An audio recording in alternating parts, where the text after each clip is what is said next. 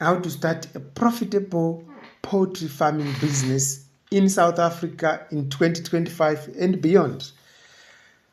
Interested in farming or in starting a poultry farm in South Africa? In this video, we will guide you through the essentials of building a profitable poultry business, including choosing the right chicken breeds, proper housing, feeding, and cost analysis. And this will give you an idea of where to go, how to start as you embark on your poultry journey in South Africa. So, just some pointers as we are going to start. Poultry farming is a low investment business with a quick return on investment. You just need a kancinci money to start farming in poultry, and then the rewards are fast. Chickens provide multiple income streams. For example, you can sell eggs, you can sell meat, you can sell manure, you can sell consultant services, you can sell day-old chicks, you can sell fertilized eggs. The income streams are unlimited. Number 3, there is a high demand for chicken in South Africa, which makes it a sustainable market. Nearly everyone consumes chicken. A lot of people consume chicken, and it is the most consumed meat in South Africa. The last one, it is easy to start and also to scale. It is best for the perfect business for beginners like you. So, the South African poultry industry is one of the fastest growing sectors in agriculture. So, choosing the right chicken breed. Let's get you started. How do you going to start? By choosing the right chicken breed. Let us look at some of the breeds that you can choose from. Number 1, there is the egg layers. This is specifically for egg production. Which breeds do we have for egg layers? We have the Rhode Island Reds. These are hardy and excellent layers. You have got the Leghorns. These are high egg production and low maintenance. We have the Isa Brown. These are popular for consistent egg production. So we have 3 main breeds for egg production. Let's look for the broiler or the meat production side. If you want to produce chicken meat, perfect. We have the Ross 308 breed. This is a fast growing and high feed efficiency breed. The Cobb 500. Cobb 500 is known for the meat quality and high yield. Then we have the Jumbo Cornish. This is ideal for large meat beds. So, if you want both eggs and meat, consider a dual purpose breed like the Sussex or the New Hampshire. There are some dual purpose breeds that you can research on, which are also viable. Now, you have got your breed, you know what you're going to produce. Let's look at the housing. Creating the ideal space for your chosen breed. Housing for egg layers. So if you are into egg laying business or into egg business, you will need nesting boxes. Provide 1 box for every 4 or 5 hens on average. Just 1 for 5. So it means if you have got, for example, 50 beds, you will need 10 boxes. Perches. What are perches? These are like benches inside the egg house or chicken house. Okay. The perches allow the chickens to roost and then to stay off the ground. And of course, ventilation. Ensure that there is fresh air circulation for health beds. So don't close them tightly. Leave some gap for air circulation. Housing for broilers. Suppose you want to do meat production. You are not an egg person. You want meat. Now, here's the housing for broilers. The floor space that is required is at least 0.1 square meter per bed. What does that mean? It means you can house up to 10 beds per square meter. It depends on your temperature and the climate and the season. So that is on average 10 beds per square meter, which means if you want to start with 100 chickens, you will need plus or minus 10 square meters, which is 2 meters by 5 meters. Perfect. Good bedding material. Broilers need bedding materials. What is the best material? We have got the straw, we have got wood shavings, or you can use sand in extreme cases. Perfect. Temperature control. Broilers need a warm environment. It must not be too cold or too hot. But for the first 2 weeks, which is the brooding stage, they need a consistent temperature. And then you can gradually expose them to the outside environment. So the brooding environment or the brooding stage is very important for both the layers and the chicken. This is where temperature control is very important. So you need to invest in your lights that provide heat, or you also need to provide alternative sources of heat, like in cases where ESCOM decided to, save some electricity by switching you off. So as a general rule, both broilers and layers or dual purpose beds will need, or you greatly thank you very much if you keep a house dry and clean. Also, this will prevent diseases and also save you some money. Right, let's go to the third or the fourth factor to consider: feeding your poultry for maximum growth. Poultry feed. You can have the 3-stage or the 2-stage, depending on your choice. That is especially for broilers. We have the starter feed. The starter feed is for chicks up to 6 weeks old. If you are in egg production. But we also have what grower feed. Grower feed is for broilers which are between 2 weeks up to the end of the 4th week or the end of the 6th week. It depends. And then for layers, you also have a schedule where you can give them the starter, then the grower, and then you give them the layers mesh or the layers feed. So the layers feed is specifically for that period when they start laying. Yes, they will tell you now switch from the grower to the layer, and then you continue with that. Right, but you can also supplement this feed with like corn, this is maize, wheat, and millet. If you have got some grains available, yes, supplement so that your feed cost can be a bit lower.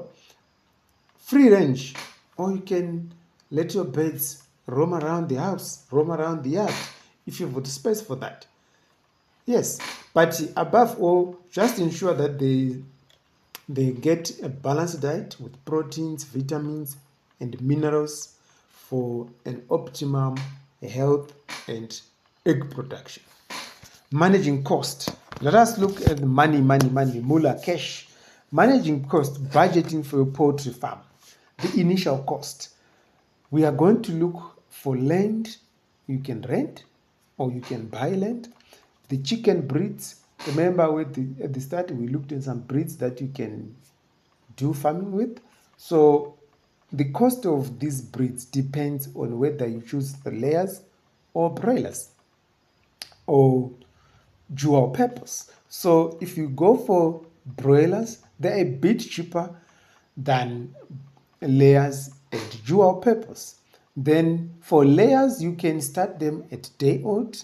They are also a bit expensive, or you can start them at point of lay, which is when they come in, they are ready to lay and then give you eggs. Then for dual purpose, you can buy them at any stage from day old to laying stage or to mature birds. The third cost that you need to have or that you incur upfront is the housing cost. You need to provide proper housing for your birds. And then the feeding equipment. They need drinkers, they need waterers, they also need the feed itself. So this is what you need upfront. We are not looking at the labor because it depends on your production system. Maybe you can be the one who is providing the labor, or you can hire labor. Right. We have got some ongoing cost or recurring expenses. the expenses that you are going to be paying every time during the production. This includes the feed and water. Feed is very important in chicken. They cannot go for a day without feed. Don't fast your chickens. They don't do fasting. Then for water, water quality must be good. Remember, in chicken, we say if you can drink the water, then the chickens can also drink it. If you can't drink it, don't give it to your chickens. Labor.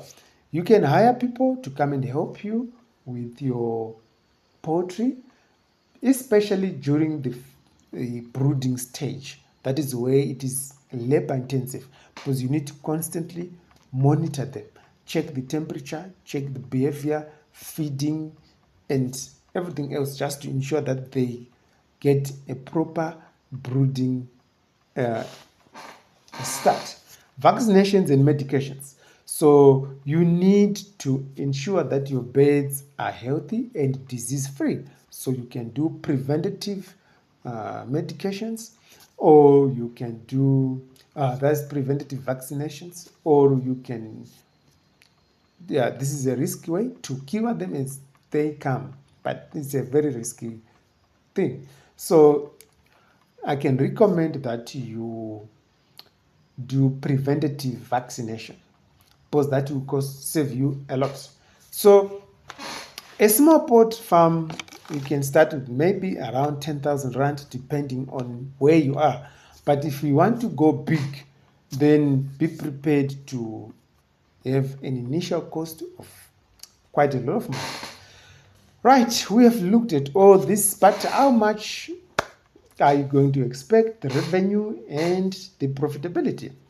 Revenue from egg production. Let's say you want to go into egg production. So one hen can lay plus or minus 250 eggs per day on average, right? So if you've got one chicken, it's expect to get 250 eggs per year on average. All right, so the eggs now, they are being sold currently at around 40, 50, 60, depending on where you are selling them. But if you are a wholesale, if you are selling them from the farm price, then they are a little bit cheaper than the street price or the retail price. So we don't base on the retail price, we base on the wholesale price, which is probably around 30 or 40 per dozen. So if, for example, you have got around 500 hens, then you can expect to generate up to 100,000 per year from eggs alone.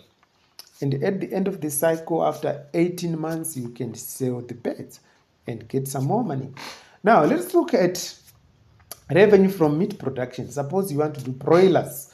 So a broiler can reach market weight between 4 and 6 weeks. 4 and 6 weeks. So each broiler, you can sell it at a price between 40 and 60 rand. 40 and 60 rand. That is a wholesale. Because when it comes to the retail prices, you as a farmer, you are not going to get the retail price. You get the wholesale price. Unless if you can sell them by yourself, then you, of course, you can make more. Which means if you have got around 1,000 broilers, you are going to make up to 50,000 rand in revenue, gross revenue per cycle. So this is the money wise. How can you scale your production, your poultry farm for growth? Scale. Number one, practice reinvesting the profits. As you start, the profits are going to be small, but if you reinvest it more, like for the first 5 or 6 cycles, then you can start realizing bigger profits. For example, if you're in broiler, you start with 100, then next cycle you go to 150, third cycle you go to 200, fourth cycle 250, fifth cycle 300. You see, now from 300 going on, you can start getting your profit back. Expand your housing. You have to build more coops, more housing, so that you can accommodate more birds. Explore some value-added products. For example, the eggs, chicken meat, or even manure as a fertilizer. You can speak to crop farmers, they need manure, they need chicken droppings. You can speak to cattle farmers, they need the chicken manure. Marketing your products. Of course, you need to market your products. Use Facebook, use WhatsApp, your community group on WhatsApp, your community group on Facebook. You can create some adverts, some flyers. You can go on the street and then you write a board, say, I'm selling chickens. If it's live chickens, you can take them, put them in a cage, just under a shadow or a shade, give them some food so that people can see that you are selling chicken. If you are selling eggs, you can do the same. You can sell maybe one egg around maybe 2 rand, 3 rands, between 2 rand and 3 rand each. You can also sell per crate. You can also sell those eggs in dozens. You can boil them. You can sell them raw. Whatever you do, market your business. Finally, are you ready to start poultry farming in South Africa? If yes, poultry farmers or poultry farming in South Africa can be a very profitable venture with the right planning management. Start small, scale wisely, and watch your farm grow. Okay, we have come to the end, but I've got one last question. What type of poultry farming are you interested in? Is it egg production or broiler, or is it dual purpose? Right, write your answer in the comment section, and don't forget to like, comment, subscribe, and share for more videos. Thank you very much. There's some more videos you can watch there. You can see the next video that is coming.